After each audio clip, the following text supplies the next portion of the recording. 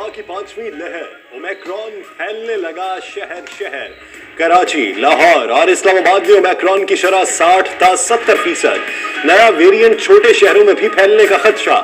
ملک میں کورونا کی مجموعی شرح 8%۔ 24 گھنٹے میں 4286 نئے کیسز، 4 مریض جاں بحق۔ کراچی میں سب سے زیادہ 2846 کیسز رپورٹ۔ لاہور کے اسپتالوں کے 22% وینٹیلیٹر بھر گئے۔